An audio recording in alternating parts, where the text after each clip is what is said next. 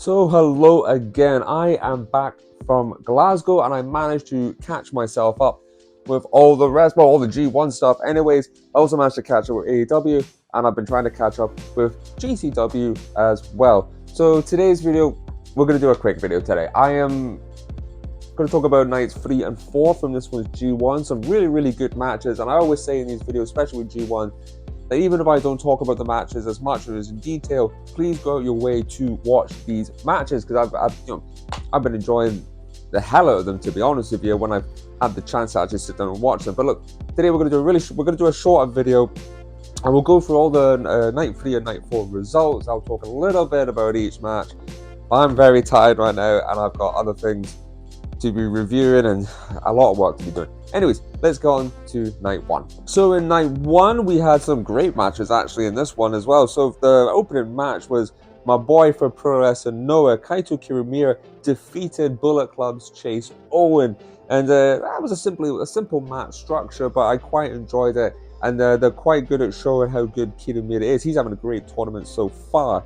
After that, we had quite an interesting match with Kenta defeating the Great Okan. And I'm a big fan of both these guys. We all know Kenta. He's ex-Pro Wrestling Noah as well. These two, it was a bit of a strange match, but it was an intriguing match watching these two work together. And I'm quite a fan of the Great Okan. It took a while for me to sort of get the idea, but Great Okan's definitely growing on me. That doesn't sound dodgy as it is. But anyway, no, another good match to watch, and I said Kenta coming out with the victory. So after that, we had more Bullet Club in this tournament with different factions. We had Gabriel Kidd, and he got a win against the big mighty Hikuleo, who obviously is former Bullet Club as well, in babyface right now. Gabe Kidd, who's been pretty aggressive in this tournament, loves to swear. Loves to swear in all his matches, drops a lot of F-bombs in his matches. He's been pretty ruthless in all the matches, and he was ruthless in this match as well against Hikuleo, just doing anything and whatever he can to be as rowdy towards his opponent and towards the fans as well. You know, he loves to have a brawl around the venues. Anyways, so good win for Gabriel Kidd. After this, we had our guy, that Taichi, who unfortunately got a win against Tangaloa. You haven't tell. I'm always been 50-50 on Taichi, but no, this was it was an okay match. I mean, it wasn't a bad match, but it wasn't like, I mean, it's Taichi, so it was a decent match, and Taichi picked for the win, but less said the better. Now, the next match, this is getting kind of interesting now. So the other night this match, it was a time limit draw between Ren Narita and Yota Tsuji. Now this makes it interesting because Ren Narita and Tsuji are part of what they're calling the new Three Musketeers, with those two and Shota Umino. And I've told in the previous videos that they do not like being called this, because they don't want to be referred to as something old, they want to be something new. And so I think Ren Narita and Shota had a time limit draw, and I thought to myself, if they do another time limit draw in this match, then all the matches between the Three Musketeers are probably going to end in draws. And sure enough, it did. It ended in a 20-minute time limit draw. This is probably maybe my match of the night, actually. Really good back and forth, these two. You can tell that they've had previous history, as they were both young lions.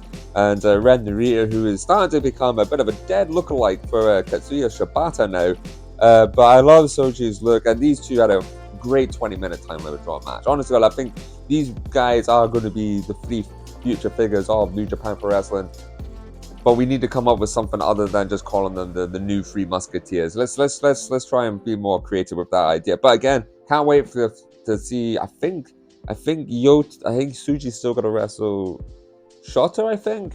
So that's probably going to end in a time limit draw, but it's going to be an excellent 20 minutes to watch. So after that, we had Will Ospreay, who, as I said, when he got beat by Taichi, I wasn't impressed. But luckily, he came fighting back, and he got a good victory against Yoshihashi, who's been a bit more impressive this time round in this G1. So, I would say it was a bit of a standard affair with Will Ospreay, but he still has always great moves. I think Yoshihashi, he showed his toughness in this match, but just not enough. You knew Will Ospreay needed a victory. He really needed to pick up his wins. So a good win for Ospreay, and we'll see what happens in the next couple of matches for him. And we had 2 matches left. We had the IWGP Heavyweight World Champion in Sonata defeat and taking a victory over one of the 3 Musketeers in Shota Umino. And I've got to be honest.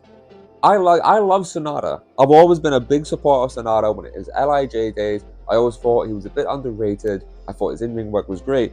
As the champion, now that they've actually pulled the trigger and made him champion, like, I'm so happy for the guy and his fans that he's finally champion. But when he comes out, he doesn't feel like a full-on, like, final boss character.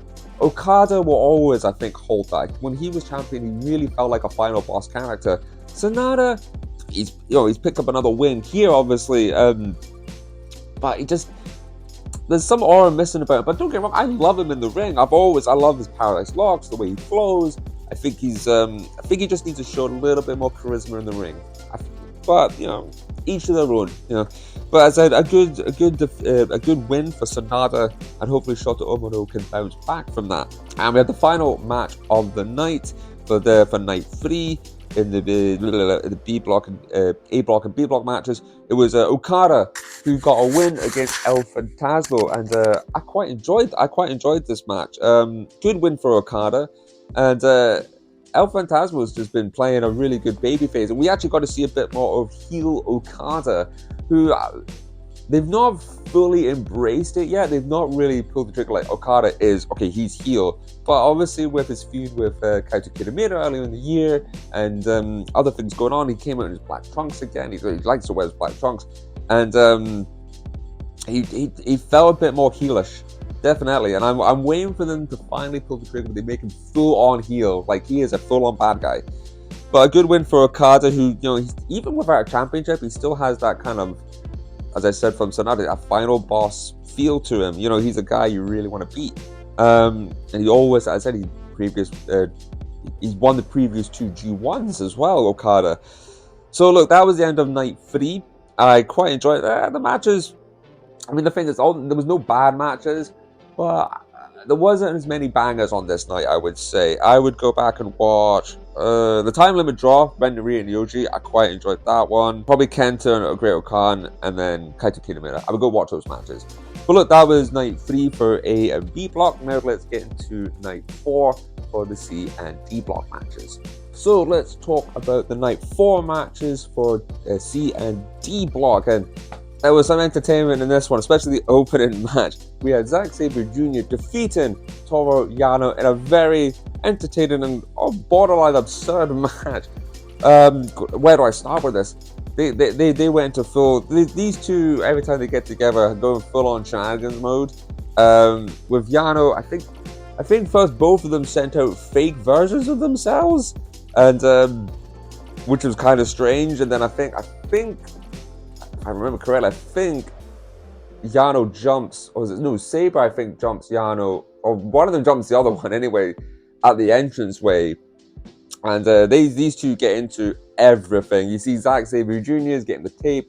He's trying to tape up all the corner pads, because Yano loves to take off the corner pads to expose the steel turnbuckles and obviously use it as a weapon. And Zack Sabre was getting one of the Young Lions, or one of the guys from TMDK, to sellotape them harder. But then there was more sellotape antics. Was it Yano trying to tape up Zack Sabre's legs? And then there was all sorts of shenanigans in this match. Very entertaining. It was definitely a match I would go recommend watch from this night. But a good win for Sabre Jr. again coming out. We're still waiting for Yano. Yano always seems to get like one big massive win at the G1 against a huge name. Like, we all remember how he's beaten like Omega, he's beaten like Jon Moxley in previous ones.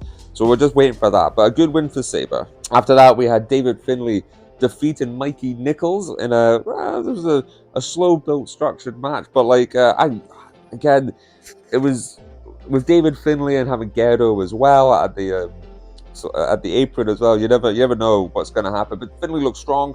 He gets another win. As the leader of Bullet Club, you're kind of expecting him to pick up some good wins and get some good points. But an okay match from me. But a good win for Finlay. Now here's one I was looking forward to. 2 big guys here. Jeff Cobbs taking on Alex Coughlin, and Jeff Cobbs picking up the win. But Coughlin looked really strong in this too. You had 2 beefy boys going at it, and 2 athletic beefy boys as well. And I always I'm always impressed with Jeff's Cobbs when he does those the stand-in moonsaults on. That's fantastic. The guy his size being able to do that. But a good win for Jeff Cobbs. I'm sure Alec Kaufman will come into his own. After that, we had oh god, yes, Eddie Kingston. All matches I'm looking forward to seeing him, but unfortunately for Eddie Kingston, just could not overcome the shenanigans of Evil and the House of Torture, because that's what they do best. And I was rooting for Eddie because he obviously picked up a great opening night win against Shingo, and I was wanting Eddie to continue that, but obviously Eddie is by himself out there. He has no help. So when it comes to Evil and the House of Torture, he just couldn't overcome it, especially with Dick Togo at the side as well. But a good match. Eddie Kingston just shows a lot of passion in all of his matches in Japan. So I look forward to his third match, but hopefully he'll pick up a win. After that, what do we have after that? We had Hiroshi Tanahashi getting a good win against Shane Haste, who again with Shane Haste, I think we were talking about him. Was it him or Mikey Nichols that got busted open by... I'll need to go look back at that. But look, another good win. Another win for Tanahashi, who, God, he's looking good for his age. And how many? I want someone put in the comment how many G1s he's done now. I can't remember. But like, he's been around, and he looks like when he's in the ring, he looks like he's about to fall apart, but he doesn't fall apart, and he's still at the end of the match. He still looks strong. It's kind of weird, but I really enjoyed that match as well. And then we had, oh God, this was a hitter. We had Hanane with the crazy Samoan tattoos. He getting a great victory. Not the best start so far for this boy, but a great start for Hanane, getting a win against Shingo Takagi. And we all know Shingo lost his opening match against Eddie Kingston today. And again, I'm a big Shingo fan, and hopefully next week when I get paid, I'm going to be getting my Rev Pro tickets for August to see him and Will Ospreay go at it. Because I would love to see Shingo live.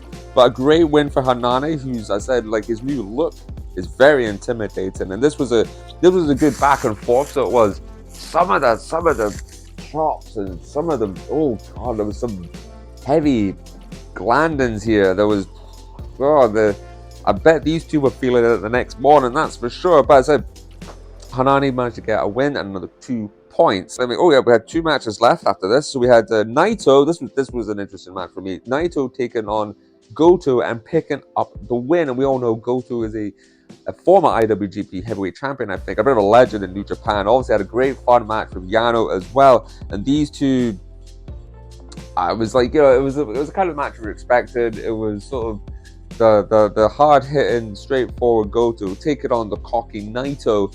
But obviously we needed Naito to pick up a win. And I think it was last year's G1 when Naito picked up his really horrific knee injury. I think it was like first or second match into the tournament, so it was. So he will be obviously coming back wanting to have a good G1 this year and a good victory for Naito. And then we get to the last match of the night. We had Tama Tonga, the babyface Tama Tonga, taking on the hard-hitting Tomohiro Ishii. And he's just also been announced for Rev Pro in London as well. He has another one I wouldn't mind seeing. And there, it's Tomohiro Ishii. You can hit the man as much as you want. He will always fire back. And this is I wouldn't say a surprise victory, but a very good sort of a victory for Tama Tonga to beat someone like Ishii. Ishii does that stuff like you start throwing the forearms in, and he wakes up and he starts leaning in, like walking forward into the forearms, which I always enjoy watching. I need to learn more Japanese so I can like learn what these guys actually shout at each other when. Like people like Minoru Suzuki, Nishi, or Shingo, will like they'll start doing chops and they'll shout something in Japanese. I need to like learn like what they're actually shouting at each other because it's great. But like it was so a great victory for Tama. And the best part about this was the finish in general. He used the J Driller, obviously of rest in peace Jay Briscoe of the Briscoe brothers. Obviously Tama with who was in God, obviously with Tangaloa. Obviously had many fantastic matches against the Briscoes. So it was a nice little tribute doing the J Driller to pick up the victory. He looked up to the sky, obviously. Obviously, they were obviously good friends with Jay Briscoe. So yeah, that was night 4. And I'm going to go... I've just watched night 5 and night 6 is going to be on Sunday. So hopefully Sunday night, I will have the next video up for those 2 nights talking about those. But so far, everybody has now wrestled 2 matches as this video goes out. And then by the end of Sunday night, everybody will have wrestled all 3 matches. So I think that's right. Yes, every 3 matches. But look, anyways, I am going to go lie down. Actually, no, I've still got other things to catch up on. So, yeah, I got to go watch some other things and hopefully bring out some more videos. Anyways, you guys have a great day today, and I shall see you later for more G1 news.